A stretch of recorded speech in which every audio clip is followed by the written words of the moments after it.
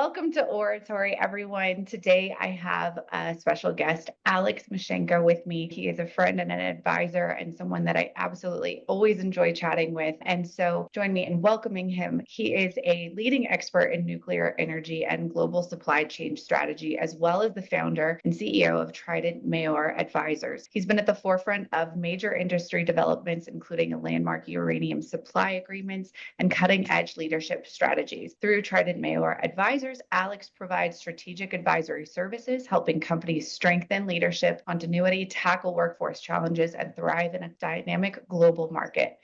So, thank you, Alex, for being here. That is one heck of a bio, and I am so excited to have our chat and learn from you today. Lindsey, thanks so much for having me. It's a joy and a delight to join you on this platform. Awesome. So, big question. What's getting you excited about your work in nuclear at the moment? 2025 is opening with the boom and the bust. First of all, as everybody probably knows, nuclear energy is back on the forefront of the national agenda. And the return has been triumphant and very impressive. In fact, I think it is just about the only topic that both parties on the political spectrum seem to agree on these days, which is in and of itself very unprecedented.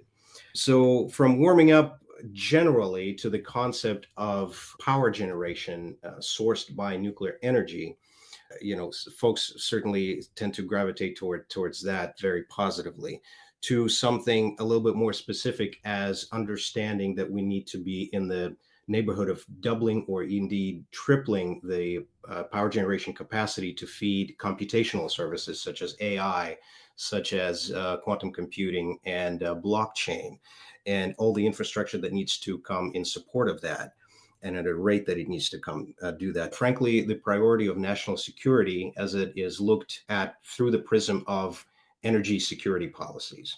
So all of these things are popping up on the agenda on the local, state, and federal levels. And that is certainly a very positive drive that allows folks like myself to gain an audience and have an opportunity and the privilege to educate folks and fill in knowledge gaps, such as they are, in understanding the practical applications, the safety promise that nuclear brings with itself, and a great deal of legacy and positive momentum that we can relive once again. Well, I love nothing more than starting off on a positive note, because I think there's so much going on in the world at the moment. And so to look at nuclear as a viable option moving forward when we've had sort of a tumultuous history and now we can lean into this and that we've got political alignment on it is amazing. And so I'd like to dive a little bit deeper into sort of where we're at and what that looks like moving forward a little bit from your perspective in the nuclear space. Sure, be glad to do that. In the first place, we have the unity of thought. So this resurgence of nuclear being on the forefront of headlines has helped us recapture the momentum and the attention of the public. That's been certainly a very positive thing. The additional thing that gives me positive vibe is that we are prepared to take on the challenges that come with doubling or tripling the energy needs in this country. The nuanced components are a little bit of a different subject. And I hope that we will be able to dive into those, because nuclear, as you mentioned, has a very mixed bag of heritage instances. There were incidents that gave some people pause and created opposition movements in some areas, indeed nations and jurisdictions. And we are here to very soberly address those questions, parcel the challenges that a lot of folks may have, compare fact and fiction, fact check them, and give the folks the most comprehensive picture of where nuclear energy stands, because it does, in fact, contain different segments that are completely interdependent. What I really appreciate about you and what you do in your work is that you have this foundation of educating others about nuclear, and with your background, you're well qualified to do so. And then you mentioned right off the bat sort of that knowledge transfer and making sure that other people are ready to address this and utilize it and move forward. So let's talk about a little bit of how we can talk to others about nuclear and educate them about it. And perhaps, as those who may know about it, help with that knowledge transfer a little bit, because those are two areas that I certainly am passionate about and think that in any mining capacity we have to do regardless. And so I think we're diving into the niche area of a little bit of what you do, but I think it warrants some conversation. Excellent observation. I think the best way to approach the question that you raise is to offer to the public the complete picture of what nuclear energy sector actually is. And without further ado, it basically consists of four principal categories. Category number one, as you mentioned, is the mining industry. It is the production, the backbone of every ounce of nuclear fuel material that goes ultimately into nuclear reactors that has to be first extracted from the ground. And a long way of what needs to happen to that material through a chain of nuclear fuel services from once again, natural uranium mining to conversion to enrichment to fuel fabrication. The second category is the vendor community. Those are our nuclear power plants. Those are our companies that provide nuclear energy into the grid in a variety of states. The third category, I would say, would be your construction experts, engineering and highly nuanced and specialized equipment that goes into the construction of a nuclear power plant, such as, for example, specialized concrete that goes into pouring of the foundation of any nuclear power plant, really, turbines, forgings, and reactor core infrastructure. So very highly trained, very specifically licensed engineering companies that provide invaluable work in that domain. And finally, it's the regulators. It's the Department of Energy. It's the NRC, the Nuclear Regulatory Commission. A notch or two above that, it's the IAEA, the International Atomic Energy Agency, and folks that provide the safety and security for the well-being of the commercial domain and really the domain of the nuclear energy in itself.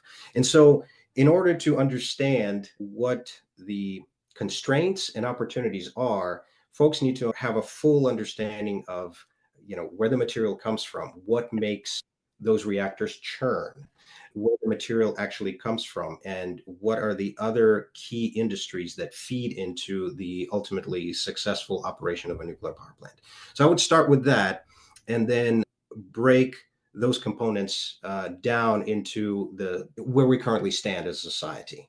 Right. Because in the West, we have been in a state of dormancy, I would say, in terms of building new capacities for nuclear power. We're still resting on a very impressive knowledge and talent base that is just within the hand's reach. Those folks are unfortunately nearing retirement, but they are thrilled and capable to pass on the knowledge to the next generation, to ultimately understanding what it takes to bring an ounce of uranium into this country or a friendly jurisdiction for ultimate processing and turning into the fuel that powers our reactors, to soberly assessing where we stand as the engineering infrastructure continues to age, right? How many folks we need to continue to recruit on a regular basis without losing that momentum. And finally, to educating the regulators as well as to how things have progressed since Fukushima disaster happened, since the newly discovered conversation for the promise of SMRs, or small modular reactors, what it takes to operate a newly licensed and new technology that requires different type of fuel, that requires different type of supply chain network, and so forth. And so the totality of the question, I think, is how I would approach the issue. Yeah, I appreciate that explanation, because I've worked in the uranium space in terms of staffing and recruitment for uranium producers. Really, further downstream from that, I'm fairly detached, right? And so several years ago, I had the opportunity to go to a uranium focused conference, U3808. And I learned so much during that. And it was really at a perfect time. I was sort of just edging into the mining industry a bit and helping support a mining client of mine. And there was a huge conversation around the small modular reactors that you just mentioned. And so I've been fascinated with them ever since. And so, I think that there's just so much to talk about. I think it's a really, really interesting topic. I think that not enough people know about it. And so the fact that you can seamlessly described that entire thing. I'm very, very impressed, Alex, and I appreciate it because now I feel like I need to go to another uranium conference. But, moving forward, part of what you said and part of what I absolutely lean into in almost all of my conversations with those that are in the uranium industry is that, as you said, they're sort of aging out. They've been around a very long time, and that knowledge transfer component, they're eager to do it. I think that that's also, one of the services that you provide in your advisory capacity where you're helping individuals, one, vet talent into the nuclear space and the mining industry, but also to help those senior professionals share that knowledge that they have, that they've worked for 40 plus years to obtain. Are there any success stories that you can share with me where, you get somebody that's interested in this and you have this ability to help convert previous knowledge to new knowledge? And let's talk about that because it gives me the warm and fuzzies. Excellent. A very astute observation. And I think, Lindsey, we're at a very pivotal moment in the industry that will open up this much wider for a constructive discussion. The reason being is we talked about just a minute ago about the four pillars, if you will, of nuclear energy, like the four communities. The fact of the matter is that over the course of the last 50 years, there's been very little cross communication between the four domains. And that allowed for a very highly compartmentalized knowledge and skill base to develop within that particular niche.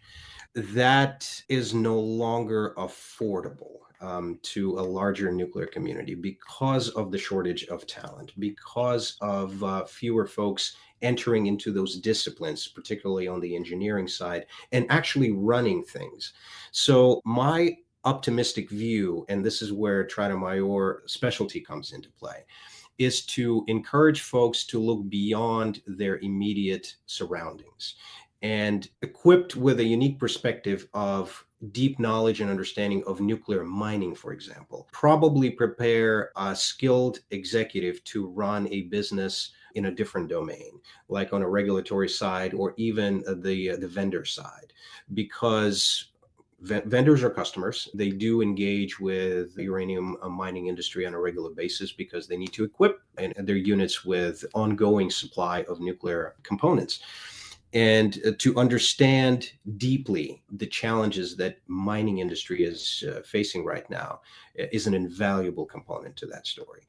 Equally, folks who run the actual customer format operations, Sure. meaning reactor vendors, going to meet the demands and the challenges of the mining industry is absolutely invaluable. So what I am passionately involved with is providing opportunities for the top tier executives to see beyond the immediate horizon, to open their perspectives to critical thinking and have that cross domain perspective of what's been going on with the mining industry. Is it realistic to have certain expectations about jurisdictions that make pledges for delivery of material?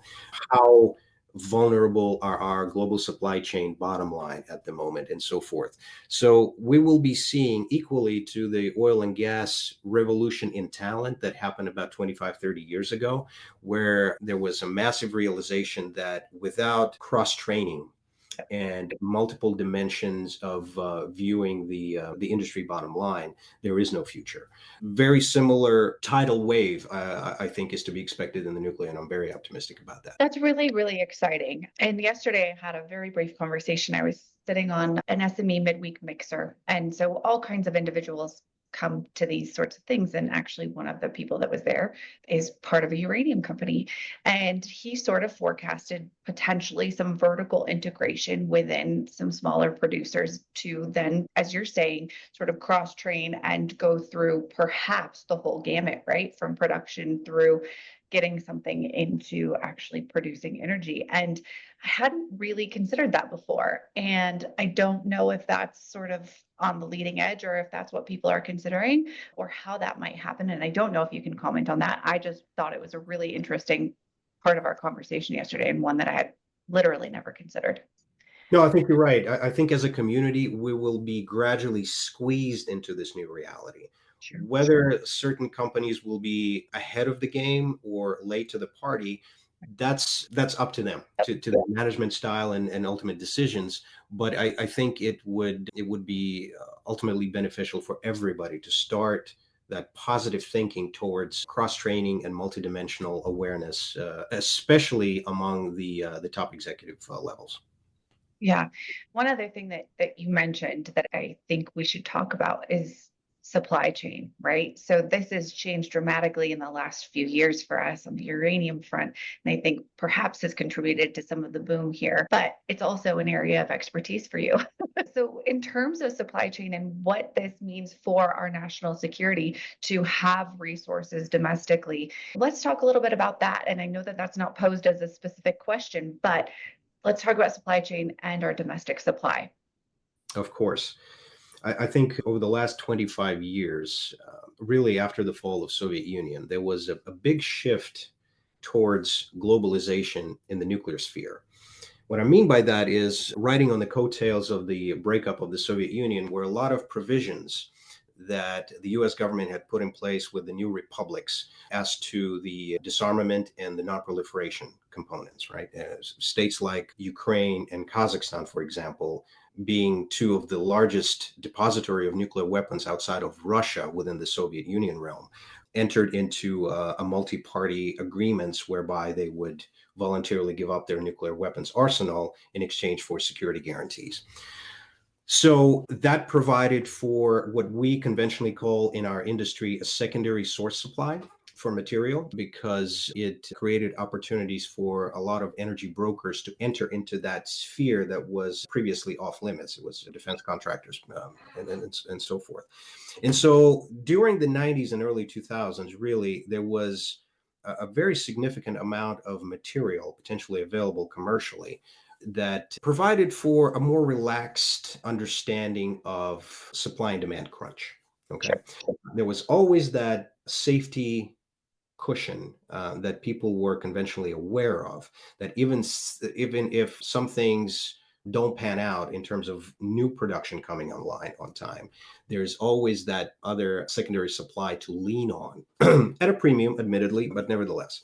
Sure. That reality is gone for a number of reasons. The primary being all of those inventories have been largely exhausted. The bilateral agreements that the Department of Energy and the US government had with Russia for a number of decades had run its course in 2016.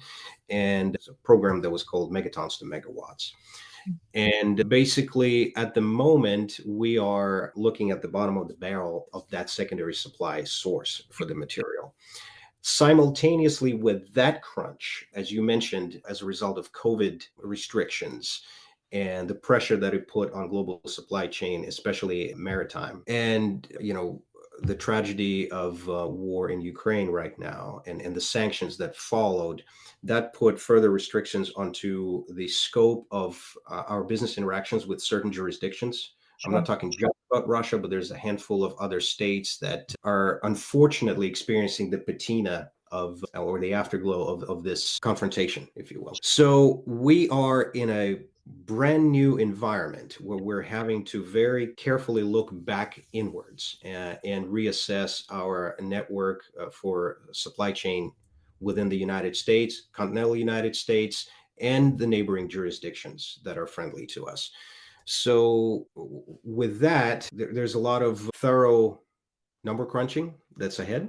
We need to have a very honest conversation with ourselves of what our contingency plan is to re-strategize and repurpose our efforts and really limited resources to securing a brand new reality, a brand new network of shipping agents, producers, guarantors, insurance underwriters, and all of other brokers that are essential to securing the continuous flow of natural uranium components feeding into the remaining nuclear fuel cycle business within predictable domains, right? Sure. Within friendly jurisdictions, within friendly nations that play into the wholesomeness of US sovereign energy policy. And I agree. I think that figuring out how to get this done then takes me back to where do we find the talent? And I think we talked about the oil and gas companies, and I use them consistently as a great example in the probably early 90s, where they were front and center in everyone's mind. It was like before we started calling STEM, and they had commercials about working at Chevron or ExxonMobil, or pushing into a whole variety of these areas. How do you think we're going to obtain the talent that we need to get them into the nuclear industry in whatever part, whether it be mining or supply chain or actually building it on the side, however that looks?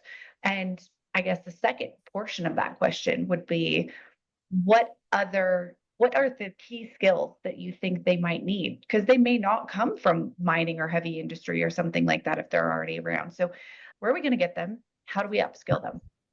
A couple of responses.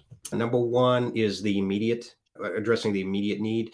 Yep. And number two is through addressing that immediate need, winning some additional time and luxury of perspective in preparing the new cadre.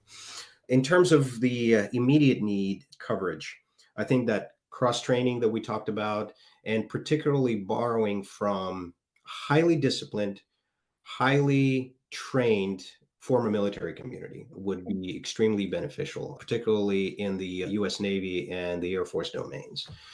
Those are the folks that serve their nation with pride and honor, and they bring with themselves that structure that sometimes is needed to deliver projects on time and on budget.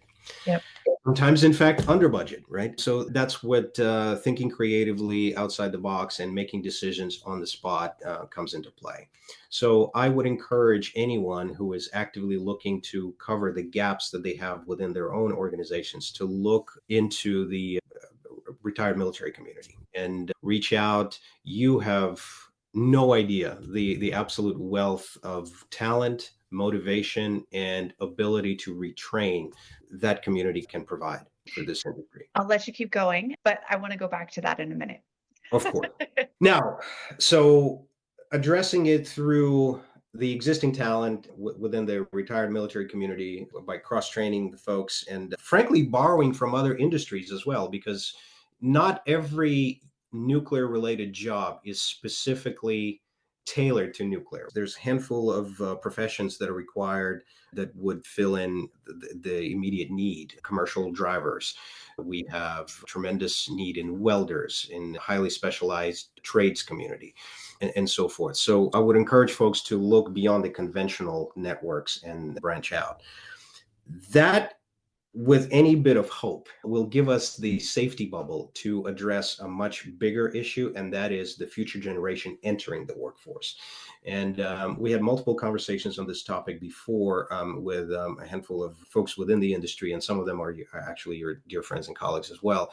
We talked about STEM. We talked about specifically maybe designating a branch within the STEM programs that cater to the promise of nuclear and really explaining and debunking the myths of misconceptions about the industry in general. There are a couple of states that are absolutely tailor-made for these larger experiments within the educational circles. Florida comes to mind as an exceptionally well-positioned state that has deployed very successfully STEM programs in general, but that would be an additional platform to build on that will, in my opinion, take root very successfully. Colorado, your home state, is a fantastic platform for similar projects simply because of Colorado School of Mines, all of the activities that are bubbling on the fringes of that, and even to a certain degree, uranium operations that are resuming in Colorado and the neighboring states as well. And of course, every state that has either active or promising uranium mining operation that would generate that positive momentum that one hopes is there already. Yep. States like Tennessee that is making so many right decisions in favor of educating towards nuclear. We have certainly a very healthy generation of goodwill communicated by the governor of Tennessee, and through the committee that he had created to serve as a group of advisors to tailor and really shepherd the state into the new era while addressing the talent shortage, right? My adopted home state of Virginia is doing many of the similar projects as well. But we need to be doing more, and STEM is a perfect segue into introducing kids that are naturally already gravitating towards that type of potential professional future. All it needs is just a little tweak and a little spark of passion that will ignite the fire. Well, I would love to see something happen where there's perhaps some collaborative efforts on behalf of nuclear to put together scholarships or Mhm. some kind of like track into nuclear through those states or others where it becomes something that they get educated about really early on, right? I think that this is a very tangible scenario. I mean, for the past several winters and now summers, we've seen, places like Texas not have power, right? We can very easily address that with the addition of some nuclear energy into our grid and perhaps tweaking the grid a bit. But if we bring it down to a tangible issue for kids that they can help solve a problem, I think that they become more interested in it at an earlier stage. And so there is the opportunity, I think, for these companies to come together and put something together in terms of scholarships for college educations or technical programs or whatever, but to even go into schools and talk about it at a really early stage and change that perspective. Sure. Perhaps from an educational standpoint, that's necessary so that we can get continued to have this rally in the uranium and nuclear space. Yeah, absolutely agree. And part of the call is not only to the local authorities or the executive boards, it's also to the industry itself, to the engineering firms that already feel the passion for what they do. All it takes is just take a little step further into communicating that passion to pass on to the future generation.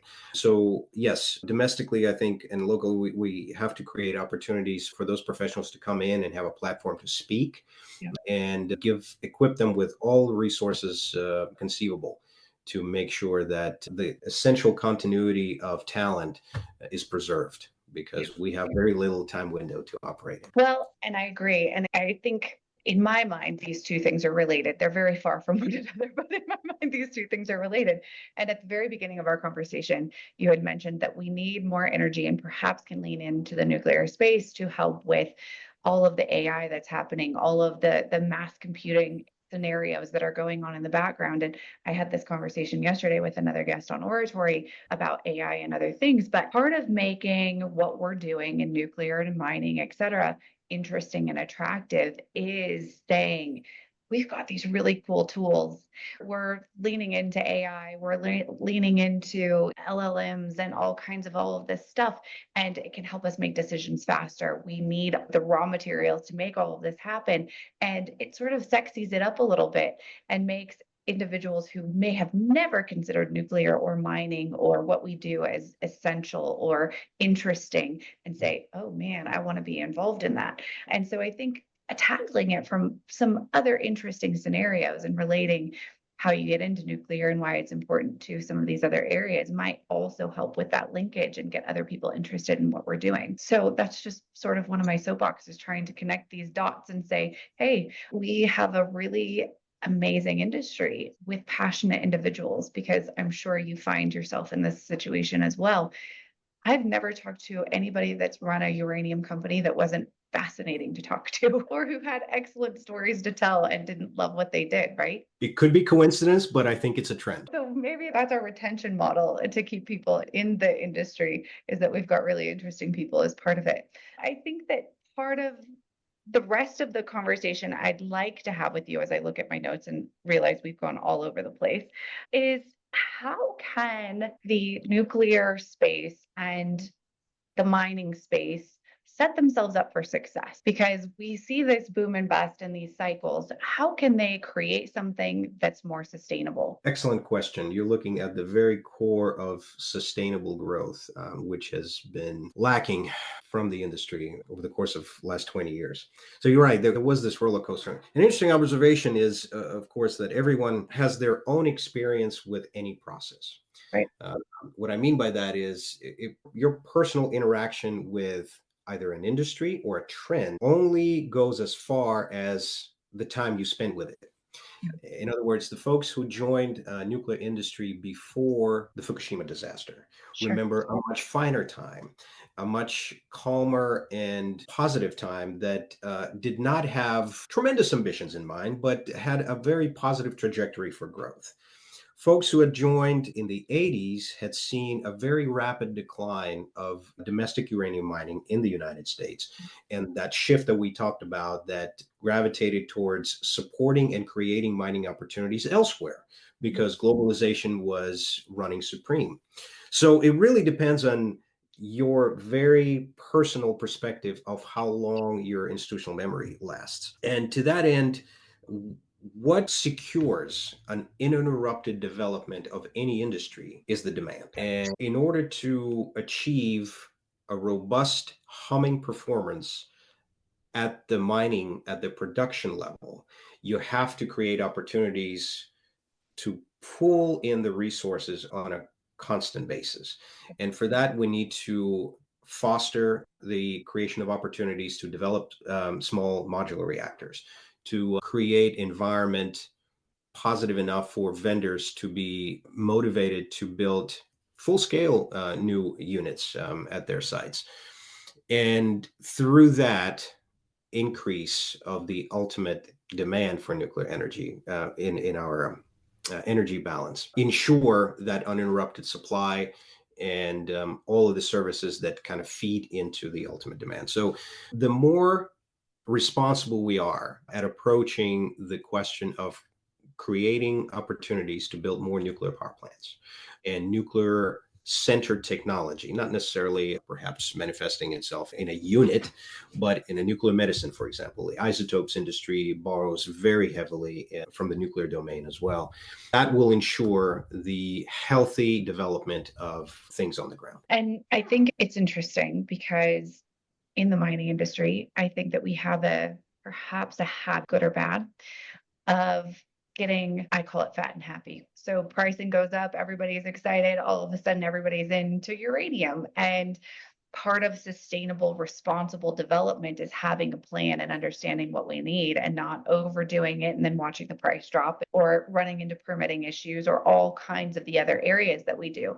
And so I would like to think that we perhaps have a plan around that. I don't know if you know about that, and I certainly don't, but to not get too excited and everybody run it and then create this bubble artificially for everyone else to then suffer from. I would hate to see that stifle the optimism and the rally behind all of this. And so I hope that we're being mindful of that as we move this forward.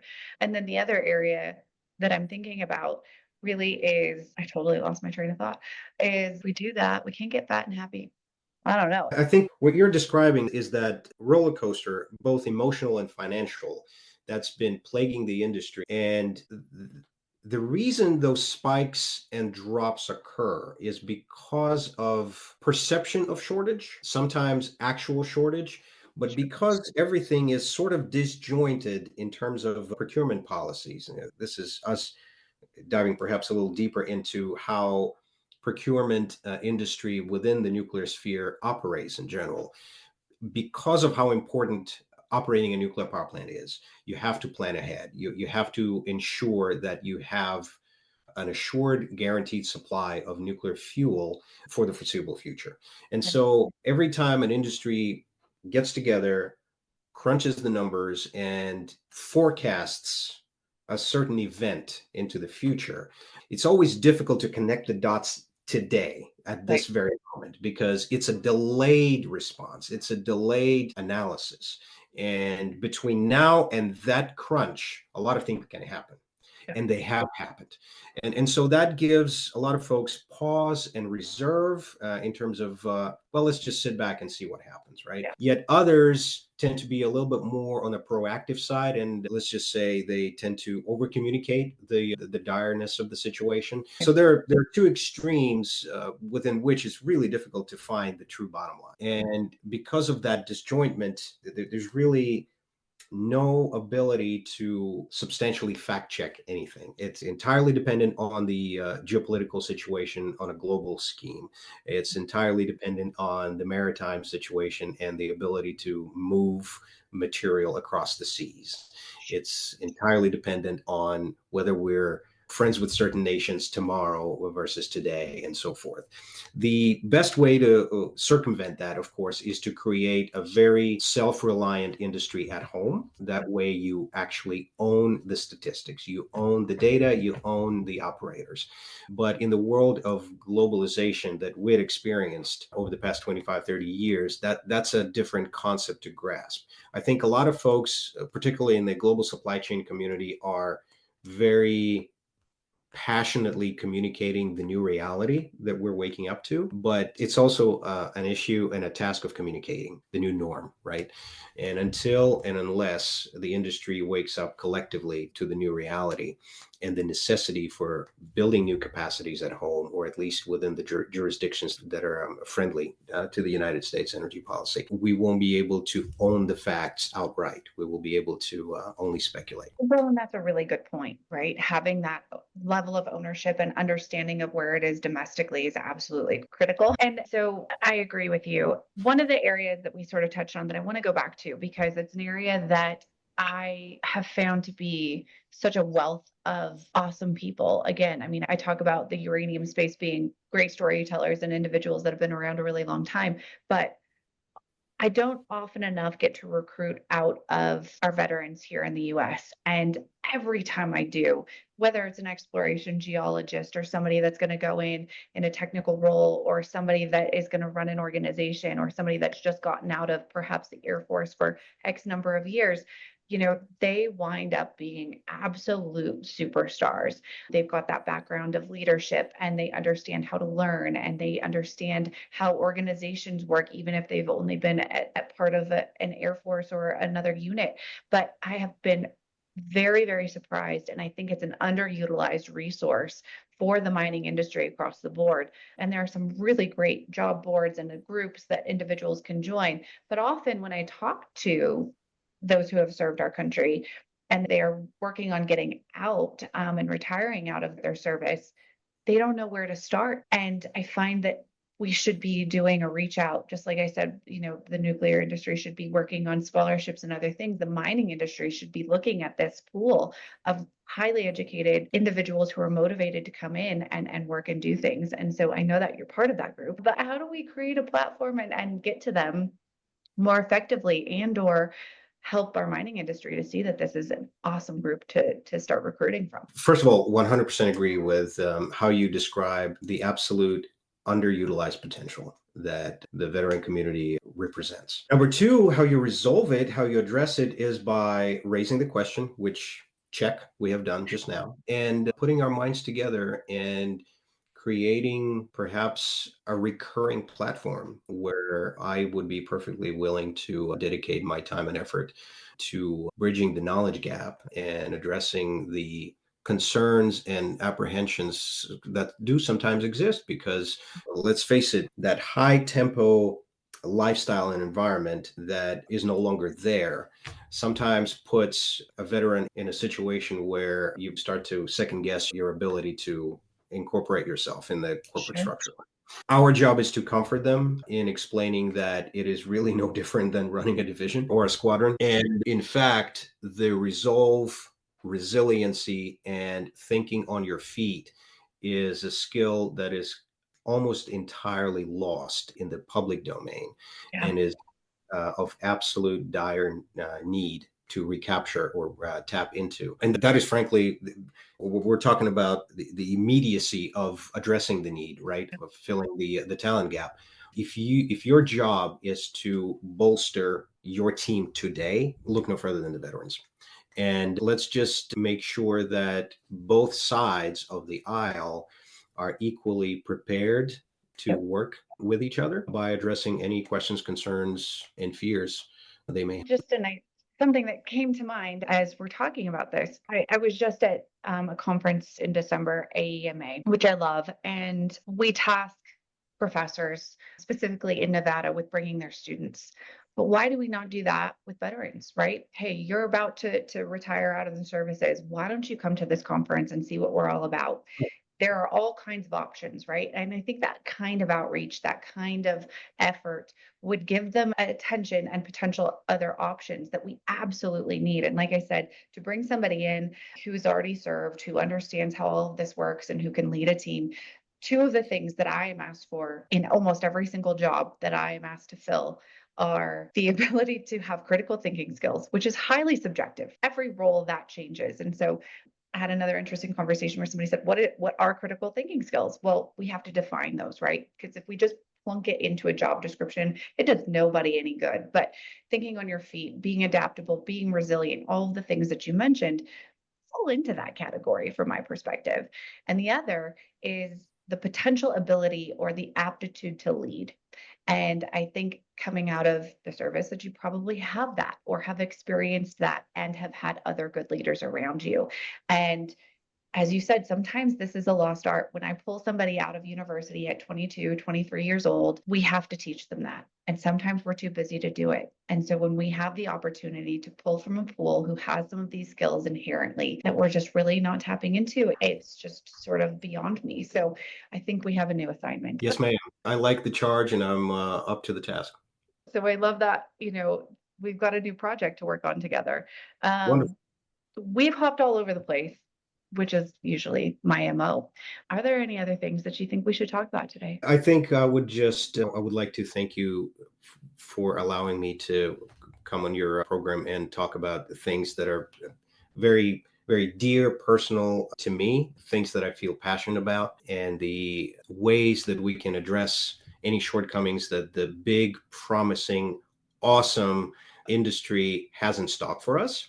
We should just approach it in a very measured but positive way. And I will end with that because I think having an ability to express vision for the industry as a whole through these channels like yours is a wonderful, wonderful start. So thank you so much for that. Thank you for being here. And this is your opportunity to let our viewers know where to find you. Lindsey, thanks so much for this opportunity. You can find me on LinkedIn under Alex Michshenko.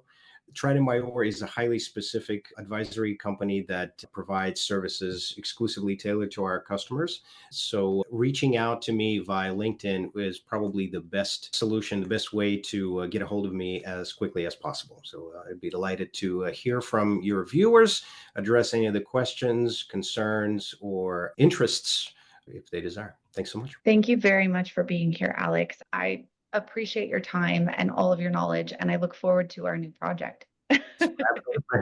Let's do this. Let's do it.